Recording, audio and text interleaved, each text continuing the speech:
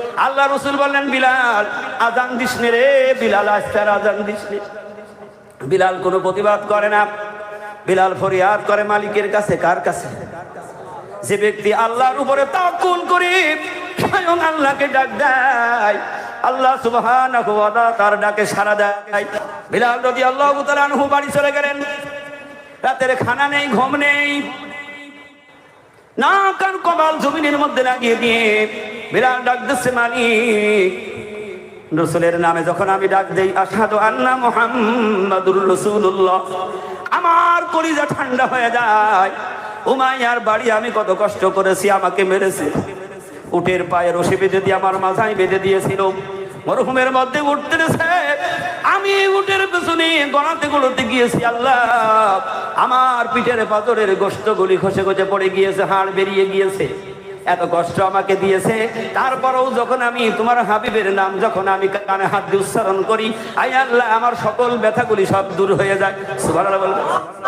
মরহুমের মধ্যে সূর্যের উত্তপ্ত তাপের মধ্যে বড় পাথর এনে আমার বুকের উপরে চাপিয়ে দিয়েছে, নড়তে পারিনি, পাথর সরাইতে পারিনি। ওর উপরে আবার চাপ দিয়ে বলেছে, বিলাল এখনো সময় আছে, কালেমা ছেড়ে দে, এখনো সময় আছে বিলাল, কালেমা ছাড়। বিলাল সিজদার মধ্যে পড়ে ফরিয়াদ করে, রব্বুল আলামিন এত কষ্ট করেছি, তোমার নবীর নামের কালেমা পড়েছি, আমি ছাড়ি নাই, কিন্তু আল্লাহ না জানি আমার কোন ভুল কোন অপরাধের কারণে তোমার হাবিব বিশ্ব নবী যারা সৃষ্টি না করলে তামাম পৃথিবী আসমান জমির আল্লাহ তুমি বানাইতা, সেই নবীর কানে আমি নাম শুনি আজান দিয়েছি। আল্লাহ আমি তোমার কাছে দরখাস্ত করি, যতদিন তোমার নবীর মসজিদের মুয়াজ্জিন আমি ফিরিয়ে না পাবো, সুবহানাল্লাহ জোরে বলেন, যতদিন আমি মুয়াজ্জিন না পাবো, এই যে মাথা কপাল আর নাক জমিনে লাগাইলাম, কিয়ামত পর্যন্ত যদি হায়াত থাকে তোমার বিলাল আর মাথা তুলবে না। এর মানে হলো প্রেম আর ভালোবাসা। আল্লাহ রাব্বুল আলামিনের পক্ষ থেকে আওয়াজ এসে গেল, জিবরিল যা রে জিবরিল, আমার নবীর মসজিদে আজান হয় না কেন? কিন্তু কিতাবের মধ্যে প্রমাণ আসছে, কোন জায়গায় আসছে দুইবার, কেউ বলতে তিনবার, কেউ বলে একবার। আজান হয় রাত যত গভীর হয়, অন্ধকার আরো ছেয়ে আসে, গাছপালা তরুলতায় যত পাখি পক্ষী ছিল সবাই কিচিমিচির ডাকে আর কান্দার বলে, মালিক রাত এত লম্বা কেন, বড় কেন? নাকি রাত দিয়ে তুমি দুনিয়া শেষ করে দেবে, নাকি দুনিয়া ফানা হয়ে যাবে, না দুনিয়া কি আজকে খতম হয়ে যাবে? নানান তাল করে তারা কান্নাকাটি করছে। জিবরিল যা রে যা, আমার নবীর মসজিদের মুয়াজ্জিনের আজান আজকে হয় না কেন? সুবহানাল্লাহ জোরে বলেন। যা রে জিবরিল, ও জিবরিল যা, কোনো কথা নেই, আমার রসুলকে ডাক দিয়ে বল, আমার রসুল যেন আমার বিলালকে আজানের অনুমতি দিয়ে দেয়। আচ্ছা বলুন, এতদিন ছিল কার মুয়াজ্জিন? বুঝতে হবে, এতদিন আজান দিতেন রসুলের হুকুমে, আর রসুল বলেন, বিলাল তুই আর আজান দিস নে, সমাজের মানুষ ভালো মুয়াজ্জিন দেখে ভালো গলার কণ্ঠ থেকে আজান শুনবে রে বিলাল, তুই আর আজান দিস নে। আর সেই দিন আবার ডবল অনুমতি হয়ে গেল, বিলালের আজানের অনুমতি সেদিন দিয়ে দিলেন স্বয়ং আল্লাহ রাব্বুল আলামিন। জোরে বলুন না সুবহানাল্লাহ। রসুল আমার ভালোবাসা, রসুল আমার আলোর আশা, রসুল আমার প্রেম বিরহের মূল আলোচনা, রসুল আমার কাজে কর্মের অনুপ্রেরণা, রসুল আমার ভালোবাসা, রসুল আমার আলোর আশা, রসুল আমার প্রেম বিরহের মূল আলোচনা, রসুল আমার কাজে কর্মের অনুপ্রেরণা। সুবহানাল্লাহ বলেন। কত রকম রাজার নীতি প্রজার নীতি দেখলাম, কত রকম রাজার নীতি প্রজার নীতি দেখলাম, দুঃখ হাইরে দুঃখ ছাড়া আর কিছু না পেলাম, তখন আমার মনে পড়ে ওই না মদিনা। রসুল আমার কাজে কর্মের অনুপ্রেরণা। সবাই বলি রসুল আমার ভালোবাসা, রসুল আমার আলোর আশা, রসুল আমার প্রেম বিরহের মূল আলোচনা। রসুল আমার কাজে কর্মের অনুপ্রেরণা। আরবের মানুষ বললেন, ইয়া রাসূলুল্লাহ হাবিবাল্লাহ, আমাদের ইমাম যেমন সুন্দর চেহারা, আমাদের মুয়াজ্জিনও লাগবে ওই রকমের চেহারা। কি লাগবে? কথা বলেন না কেন? এখনো মানুষ খোঁজে কি খোঁজে না? ইমাম সাহেবের গলা ভালো হইলে, কিরাত ভালো পড়লে ও দেখে যে মুয়াজ্জিনের আজান মদিনার মতন হয় নাকি, তাহলে না মক্কার আজান হয় না, কেরম হয় কি হয় না বাবু, এই রকমের আজান দেও। সব মানুষ বললেন, ইয়া রাসূলুল্লাহ হাবিবাল্লাহ, বিলাল এমনি খাটো মানুষ, মানুষের মধ্যে দাঁড়াইলে খুঁজে পাওয়া যায় না। কালো মানুষ, চেহারা ভালো নাই, দাঁতগুলা সব বাইরে উপরে ভাষা। দেখবেন কিছু মানুষ এমনি তাকাইলে মনে হয় হাসছে। কথা বলেন না কেন? তারা দাঁত যদি বেরিয়ে থাকে দেখলে মনে হয় হাসছে। এরকম হাসে কিনা? একজন ছেলে মা ওই বাড়ি গিয়েছে, মা ওই বাড়ি ছিলেন তো, এখন দাঁত এত উঁচু, ও যতই চেষ্টা করে টানে ও দাঁত ঘরে যায় না। এখন মা ওই বসে ছেলের জন্য নাস্তা তৈরি করছে, আর ওই ছেলে মা ওর দিক তাকিয়ে রয়েছে, ছোট মানুষ তো। এখন মা ওই সব সাবধানে বসছে, ছেলে আমার কি দেখছে, হাসছে। যত গুছিয়েই মা ওই বসছে, সাবধান অবলম্বন করছে, ছেলে কিন্তু হেসেই যাচ্ছে, আসলে কি হাসছে। মা ওই এসে বলছে, হ্যাঁ বাবা, তুই আমার দিকে তো হাসছিস কেন? বলছে, কই না তো মা ওই। তো বলছে, এই যে হাসছিস। বলছে, না মা ওই আমার মুখই ওরাম। কি মুখই ওরাম? মদিনার মানুষ বলেন, ইয়া রাসূলুল্লাহ হাবিবাল্লাহ, মুয়াজ্জিন নতুন লাগবে, চেহারাবান, যার গলার কণ্ঠ ভালো সেই মুয়াজ্জিনই করবে। আল্লাহর নবী বিশ্ব নবী দেখলেন ফিতনা করা যাবে না, মানুষদের উপরে কোনো জুলুম নির্যাতন হবে না, তাদেরকে আসল সত্য মানুষকে বোঝানোর জন্য নবীজিও কোনো কথা বলে না। আল্লাহর প্রিয় বান্দা কারা বোঝানোর জন্য আল্লাহ রাসূল কোনো প্রতিবাদ করে না। যেমন বললেন মুয়াজ্জিন পাল্টাও, আল্লাহর নবী বিশ্ব নবী জনাবে মুহাম্মদ রাসূলুল্লাহ বলে দিলেন, বিলাল আজ ফজরের আজান তুই আর দিস নে রে বিলাল। এই কথাটা বলতে গিয়ে আল্লাহ রাসূলের চোখ দিয়ে টপ টপ করে পানি পড়ছে, কারণ আল্লাহর হাবিব মুহাম্মদ রাসূলুল্লাহ আগে থেকেই জানে যেদিন নবীজি মিরাজে গিয়েছিলেন একাকী, আর সাথে কেউ নেই। জিবরিল বললেন, ইয়া রাসূলুল্লাহ, উপরেই পর্দা ভেদ করে আমার যাওয়ার আর ক্ষমতা নেই, এখন আপনার একা যাইতে হবে। আল্লাহ রাসূল যখন একাকী চলে গেলেন, আল্লাহ রাসূলের সামনে যখন একত্রিত হয়ে যাবেন, সেই মুহূর্তে নবীজি চিন্তা করলেন, এখন তো আমার কাছে আর কেউ নেই, আমি আর আমার আল্লাহর সাথে দিদার হবে। আল্লাহ রাসূল বলেন, আমি তখন লক্ষ্য করে দেখলাম আমার চতুর্পাশে যেন আমার ওই কালো বিলাল ঘোরাঘুরি করছে। আল্লাহর নবী বিশ্ব নবী জনাবে মুহাম্মদ রাসূলুল্লাহ সাল্লাল্লাহু আলাইহি ওয়াসাল্লাম মিরাজ থেকে ফিরে এসে বিলালকে ডাক দিয়েছিলেন, ও বিলাল, কোন নেকামল করিস রে বিলাল, তুই একটু আমাদের জানা, আমাকে বল রে বিলাল। বিলাল বলেছিলেন, ইয়া রাসূলুল্লাহ হাবিবাল্লাহ, আমি যা করি আমার আল্লাহ রাসূল সবচাইতে বেশি ভালো জানে।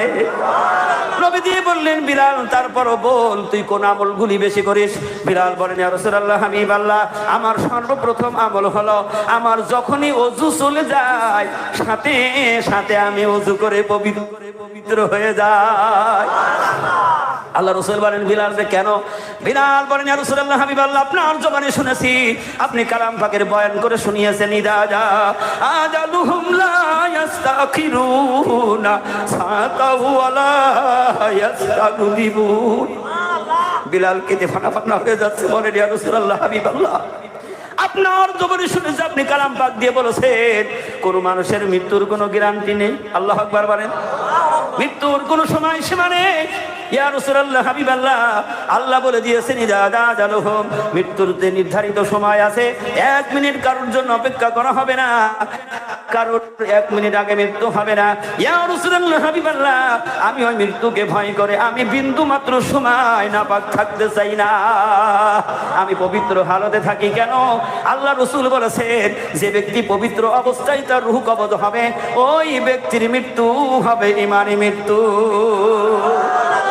বিলাল বলেন ইয়া রাসূলুল্লাহ হাবিবাল্লাহ, এই সাথে আমি আরেকটা কাজ করি, নতুন ওযু করলেই 2 রাকাত ওযুর সুন্নাত নামাজ আদায় করি। সুবহানাল্লাহ বলবেন। জামানার কতবার বিল্লার বাদশার দরবারটাই একই দরবার আছে, মুর্শিদের দরবারে পা দিলে ঘোষণা হয় বাবা ওযু করো, 2 রাকাত নামাজ আদায় করে মজলিসে বসে দাও, পবিত্র হয়ে বসে যাও, বসলেই তোমার আমল নামায় 100 বছরের নেকি আল্লাহ দিয়ে দেবে। দোয়াটা কেমনে কবুল হয় একটু ভালো করে লক্ষ্য করুন। আল্লাহ রাসূল বললেন বিলাল আযান দিস নে রে, বিলাল আস্তে আযান দিস নে। বিলাল কোনো প্রতিবাদ করে না, বিলাল ফরিয়াদ করে মালিকের কাছে। কার কাছে?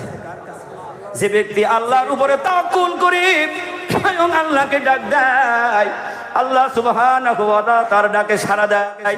কালাম পাকের মধ্যে আল্লাহ সমাধান করে দিয়েছেন, ওমা ওয়াকানা হাক্কান আলাইনা নাসরুল মুমিনিন। মুমিন যখন বিপদে পড়বে, মুসিবতে পড়বে, যখন ভালো থাকবে সর্বাবস্থায়, যখন মুমিন বান্দা যখন আল্লাহর স্মরণ করবে, আল্লাহ বলেন আমার ওই মুমিনের জন্য সকল প্রকার সাহায্য করা আমি আল্লাহর জন্য ওয়াজিব হয়ে যায়।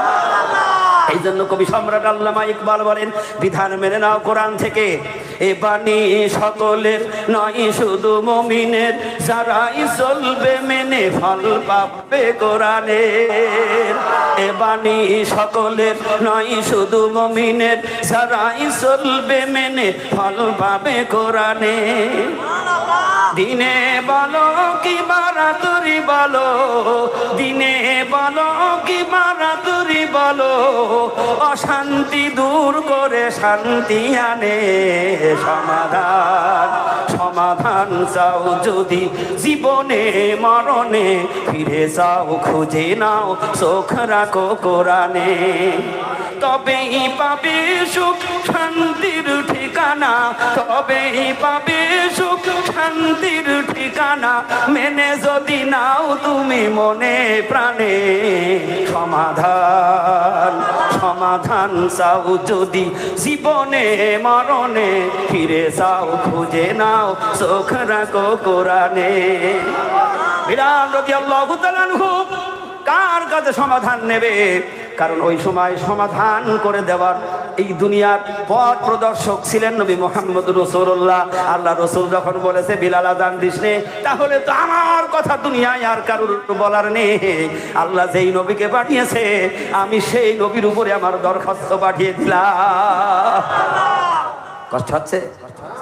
বিলাল রাদিয়াল্লাহু তাআলা আনহু বাড়ি চলে গেলেন, রাতের খানা নেই, ঘুম নেই, না কান কপাল জমিনের মধ্যে লাগিয়ে দিয়ে বিলাল ডাক দিচ্ছে মালিক, রাসূলের নামে যখন আমি ডাক দেই আশহাদু আন্না মুহাম্মাদুর রাসূলুল্লাহ, আমার কলিজা ঠান্ডা হয়ে যায়।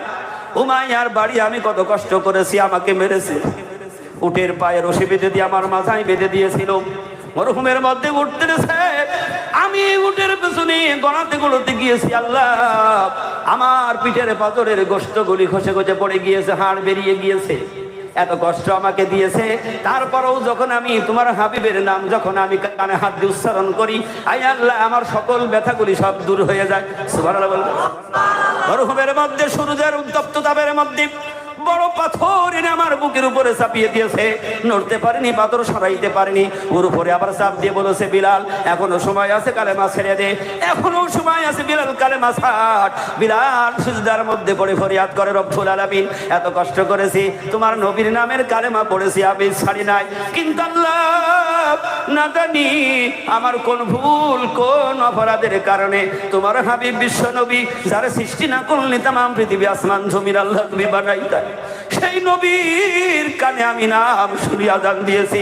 আল্লাহ আমি তোমার কাছে দরখাস্ত করি, যতদিন তোমার নবীর মসজিদের মুয়াজ্জিন আমি ফিরিয়ে না পাবো। সুবহানাল্লাহ বলেন। যতদিন আমি মুয়াজ্জিন না পাবো, এই যে মাথা কপাল আর নাক জমিনে লাগাইলাম, কিয়ামত পর্যন্ত যদি হায়াত থাকে তোমার বিলাল আর মাথা তুলবে না। এর মানে হলো প্রেম আর ভালোবাসা। সুবহানাল্লাহ। আল্লাহ রাব্বুল আলামিনের পক্ষ থেকে আওয়াজ এসে গেল, জিবরিল যা রে জিবরিল, আমার নবীর মসজিদে আজান হয় না কেন? কিন্তু কিতাবের মধ্যে প্রমাণ আসছে, কোন জায়গায় আসছে 2 বার, কেউ বলছে 3 বার, কেউ বলে 1 বার।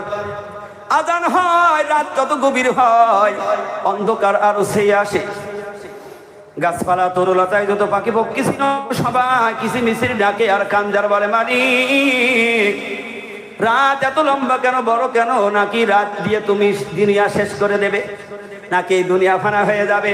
না, দুনিয়া কি আজকে খতম হয়ে যাবে? নানান তাল করে তারা কান্নাকাটি করছে।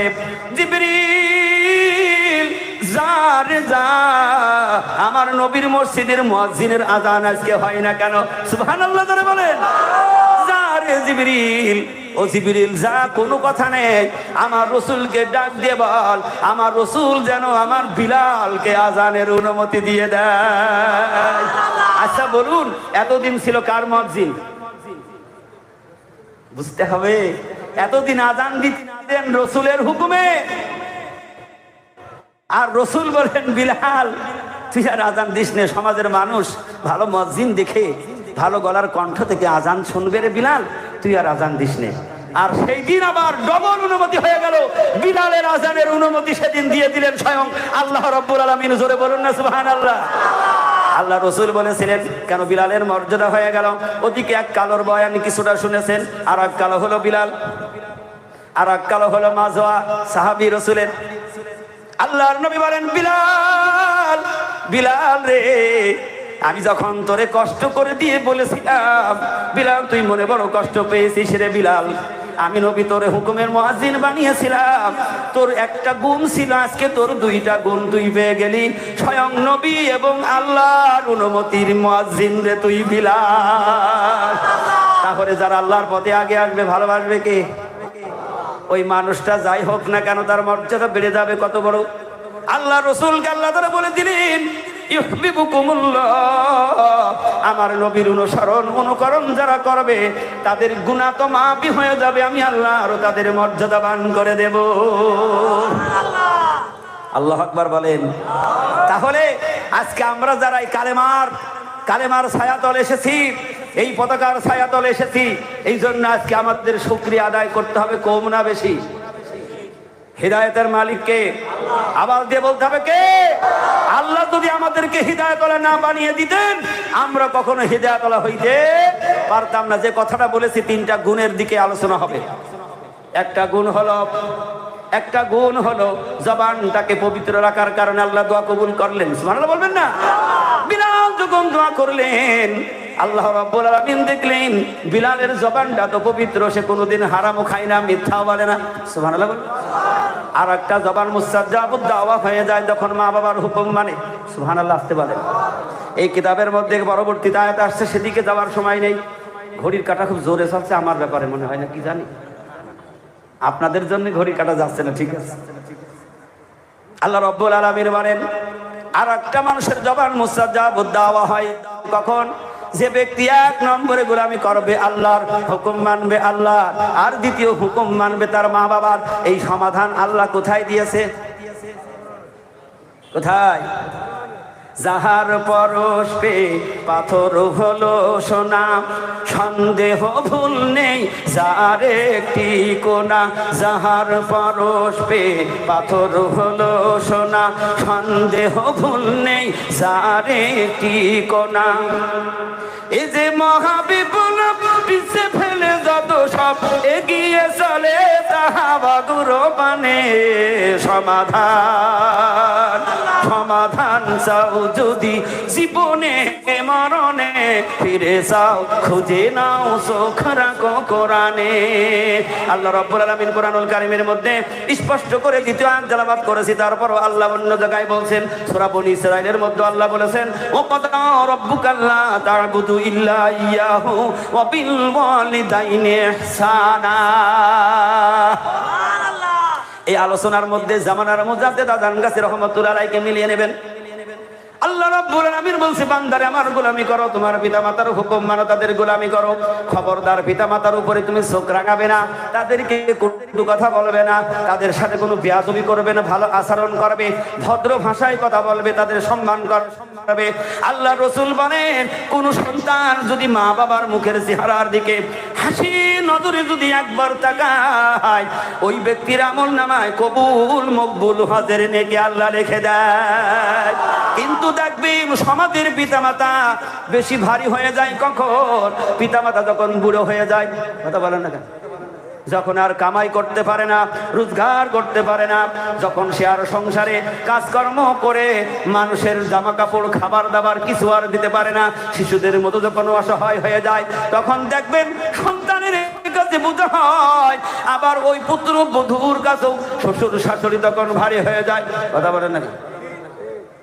আল্লাহ রাব্বুল আলামিন বলেন, খবরদার ও দুনিয়ার সন্তানেরা শুনে যাও, তোমার মা বাবাই হলো তোমার জান্নাত আর জাহান্নাম। কি?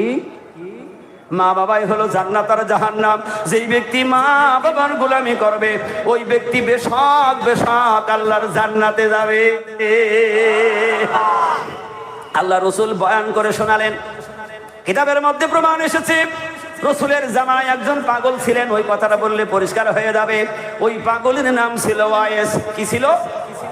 ওয়াইস ছিল রসুলের পাগল, কিন্তু নিজের চোখ দিয়ে রসুলকে দেখে নাই। রসুলকে দেখেছিল অন্তরের চোখ দিয়ে। দূর থেকে রসুলকে ভালোবেসেছিলেন, বিশ্বাস করে নিয়েছিলেন।